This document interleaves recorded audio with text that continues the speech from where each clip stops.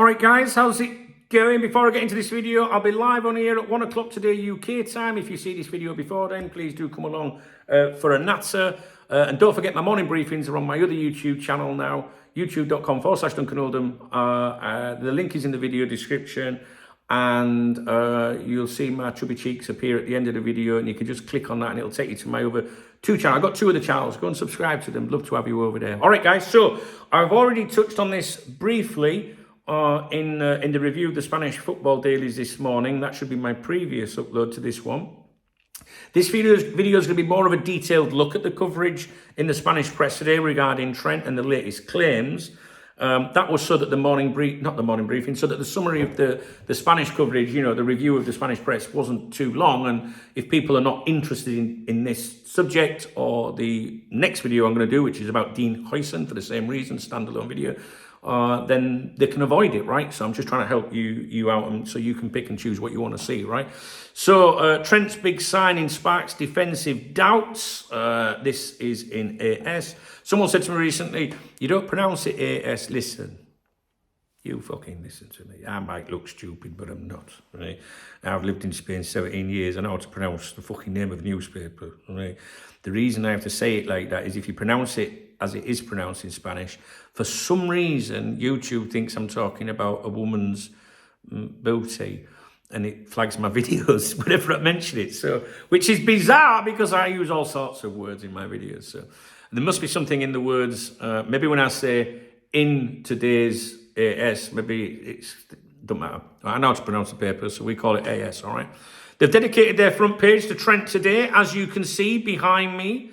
And the headline they run with is big signing with question marks. And the accompanying text down here says as follows: the battle with Carvajal to be the number 2.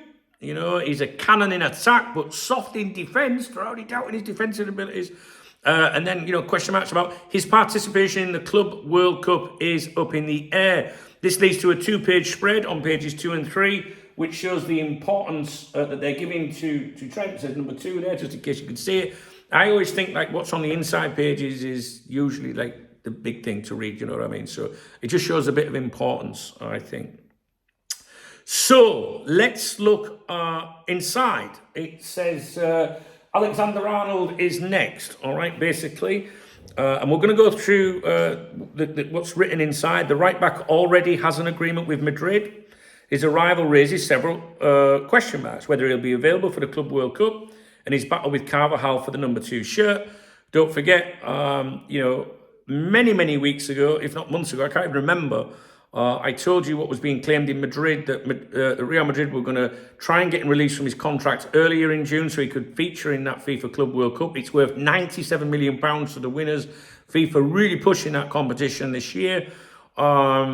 You'll have read about in the last few days, because now everyone else in England or wherever's caught up, we fucking know what we're doing, don't we, guys? If you watch my briefings on my channel or you're a Cop Talk VIP member, you fucking known all this ages anyway. But some of them are saying that Real Madrid would pay up to £5 million to get that. I'm not sure about that. They didn't really offer much more in January. A couple of million maybe, do you know what I mean? But it's, you know, they don't know whether he's going to be available for that competition. I'm sure, you know, don't get confused by this transfer window. There's going to be 2 transfer windows. They're allowing the trading, if you like, because of that Club World Cup, which is just, I think that's completely wrong, in my opinion. But it's not, it doesn't matter about that. They can release him from his contract at any time. He can go and do what he wants within reason. He didn't join up with the national team due to physical problems, but as the noise from the international break began to quieten down, his name started to echo in the transfer market. Trent Alexander-Arnold, 26, is edging closer to becoming a Real Madrid player. One thing I want to say is, if you're new to my channel, this publication is a pro-Real Madrid newspaper. It's not usually as on the ball, I think, as Marca. Many people say Florentino Perez writes Marca himself. But anyway, so it's biased, so you've got to look out for the propaganda, and etc. You know what I mean? We're not daft there. You're not daft there. You're not daft if you're watching my videos, that is for sure. The British press already picture him in white, while several transfer market experts, including Fabrizio Romano, have reported that the player and the Spanish Giants have already reached an agreement and are now working on drawing up the terms of the contract. It's a deal in motion, as AS has been reporting, which they have. and one expected to be announced at the end of a unique season due to the Club World Cup. When it finally goes through, it will throw up a number of questions about the current status quo in Madrid's defence. Now, one thing I just want to interrupt here. I made a video last night. Trent Alexander-Arnold hasn't signed yet. Madrid not taking it for granted despite the confidence. I have now got a contact at Marca, absolutely one of the closest, just with Real Madrid, and I exchanged communication with them for a few days now, and got something from them last night about this. And despite what this press is saying, the Madrid-based press showing all the confidence, telling you what's happening and how they get who they want, we all expect him to go there, all right? Please don't say it's done, because it's not done in the sense, the terminology that I use. And guess what? Football clubs use. Done is when it's signed, sealed, delivered, irreversible, done.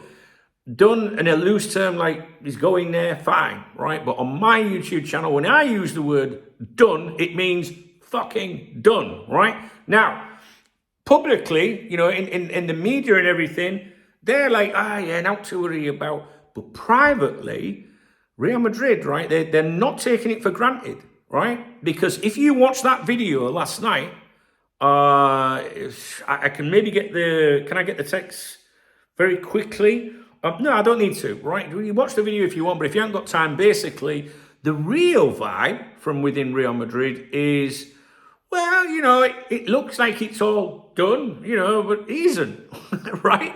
Real Madrid in 2022 were told by Kylian Mbappe that he was definitely going to sign for them. He'd been saying it for a year, and in the week he was supposed to commit, he U-turned. Eventually went to them, but he U-turned, right? So Real Madrid have been in this situation before. Until Trent arrives there, or it's all, right? They've just got that little bit of squeaky bum. I don't think they expect any problems, but it's really important to convey this to you because, Real Madrid publicly are like, yeah, we're sorry, but they're still going, we've been stung before, we just want to make sure he signs. So we think he will, we don't think he'll U-turn, because if you believe everything I've been telling you for months, Trent Alexander-Arnold and his camp have been saying, no, we won't U-turn, because don't forget Alphonso Davies U-turned recently, right?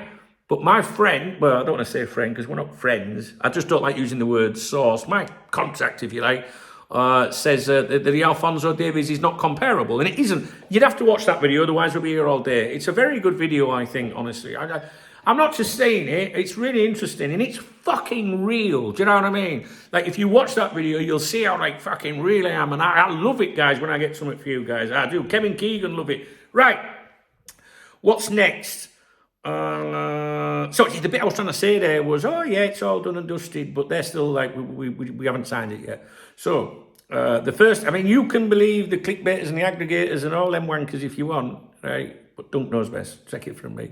The first issue up in the air. If Alexander-Arnold signs, even they say if, when will he arrive?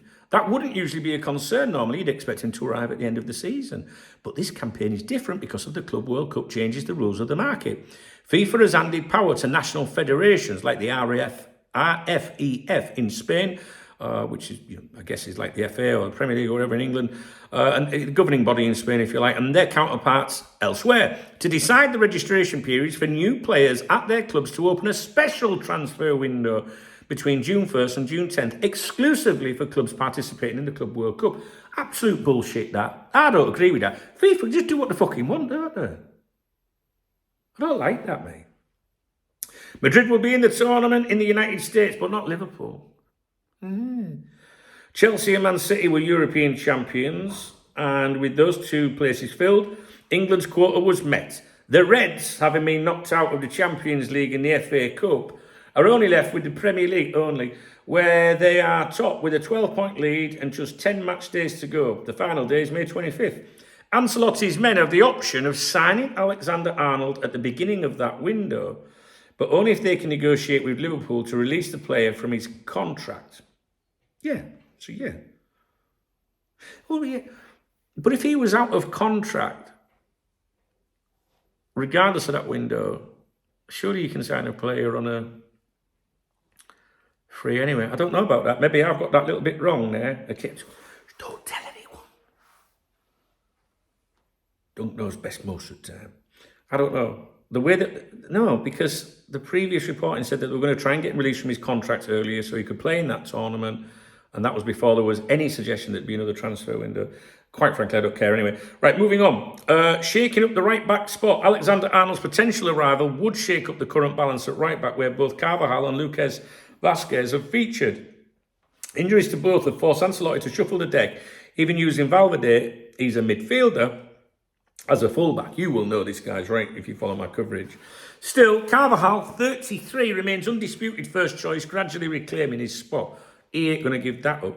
If Ancelotti manages things similarly to how he has on the left, rotating Fran Garcia and Mendy, then we're looking at 2,009 minutes for Garcia and 2,233 for the Frenchman so far this season, whereas last year it ended with Mendy ahead by 1,145 minutes. Really not interested in that dribble, to be honest with you. Liverpool's defensive frailties in recent months, with some notable errors, give Carvajal the edge in that area. In other words, Trent, we've seen Trent make some errors. He ain't going to fucking start ahead of Carvajal, and I think everyone knows that anyway. In fact, to be honest with you, I think most people expect him to play ahead of him. Anyway, in positional-wise. In fact, among all right-backs, Alexander-Arnold stands out this season in Premier League stats compiled by B Soccer Pro, especially for ball recoveries in the final third and for contributions in shots, crosses and passes into the box. The Lucas Vazquez situation. There's also the Lucas Vazquez situation to consider. The Galician 33 has re-established himself as a dependable right-back after being converted from a winger. But in recent months, despite Carvajal's injury, Valverde, originally a midfielder, has taken that role as an emergency fix and is now being used consistently in that position. All of this, the arrival of the Englishman and the resurgence of El Halcon, the Falcon, which is Valverde's nickname, throws Lucas Vazquez's future into serious doubt, especially with his contract ending in the summer. Maybe we'll get him.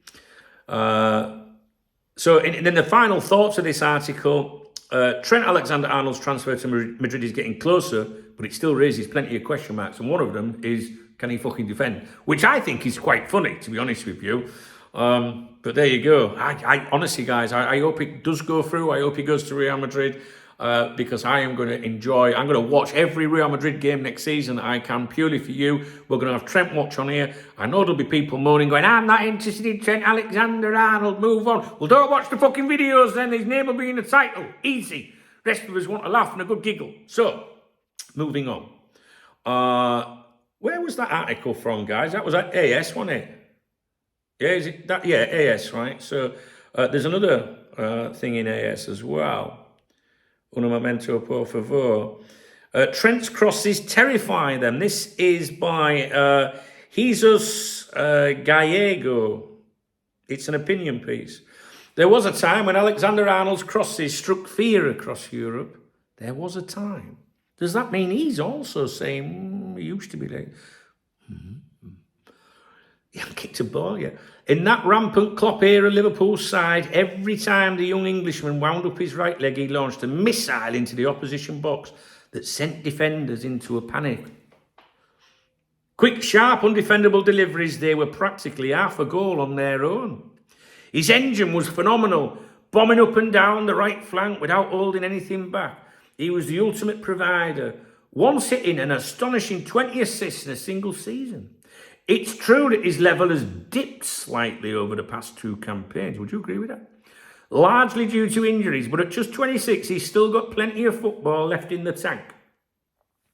At right back for Madrid stands a rugged veteran in Carvajal, and he's not going to give up his spot without a fight. He fucking isn't. You should see some of the interviews he's giving. He's like, I'm back soon, so you fucking daddy's home, all right? So until that moment arrives, Alexander-Arnold could adapt to other roles, showcasing his full attacking repertoire, which is where he truly thrives. See? That's their thinking. His ability to destabilise defences out wide, and above all, his knack for whipping in dangerous balls into the area could be a real asset for a team that still struggles to unlock tight games. And things would look even better if there was a proper finisher in your squad, as Rafa Benitez would say, squad, for sure. A top-class predator in the box, which, as it stands, Remy's on the move, they don't have. Whatever the case, the arrival of a player of his calibre would also be another step forward for the Real Madrid brand, adding yet another globally recognised international star to the club's story. We'll see whether the Englishman has already played the best 50 games of his career, as some believe. Hopefully not. So would you not agree that both of these, I mean, that on the front page says question marks, but those question marks are also about when he will go there, where he will play in the team. But one of the question marks is over his defensive abilities. This one here is saying, you know, has he played his best games, as some believe? There's a little bit of doubt there. And he hasn't even gone there yet. Do you know, can you imagine? I can't wait, mate. I hope he goes, honestly, I do. I know that maybe I shouldn't say that, but, you know, that's what I'm looking forward to. So, hey, maybe he'll be amazing. Who knows? That's it. That's your lot on this video about Trent Alexander-Arnold. Oh, there was something I wanted to mention to you. Oh, no, that's for the other video, isn't it? Yeah, that's the other one, Dean Huijsen. It's the other video. We'll discuss that in the other video, which is coming up next, all right? So that's a standalone one. It also mentions Virgil van Dijk and stuff to do with comparisons, you know, who's the better defender and shit like that, who you'd have in your side and everything, all right? So I'll leave that with you. Hello, mate. My dog's here now, Remy. Remy Abbas, we call him. Do you get it? Probably not. Hello. Right, guys, I'm going to shoot off. If you appreciate my effort with this video, please thumbs up the video. Please drop me a comment. I think it's an interesting video. Well, not, you know, just the stuff that's in it, like to do with what they're saying. What do you think? Let me know. It's important. And if you want to buy me a coffee, not this, that's a beer. Well, I'll take a beer. If you want to buy me a coffee, then please do hit the super thanks button. It helps my channel immensely, and it pisses the haters off. When I go to the cafe in the morning, you know, I can get myself a coffee and stuff, shit like that. You know what I mean? But it does help. And but don't, you know, no obligation and that. You know, don't start fucking crying about it. But if you do, I always give a shout out to everyone that supports me on my morning briefings, which are on my other YouTube channel, as you know. And yeah, shout out to the channel members too. Yeah, they're the ones with the footballs next to their name. They're very important people. All right, guys. Thank you. I hope you found this video informative. That's why I'm here. And we will now speak about Dean Huijsen in another video. And then after that, I'm going to review the English newspapers for you.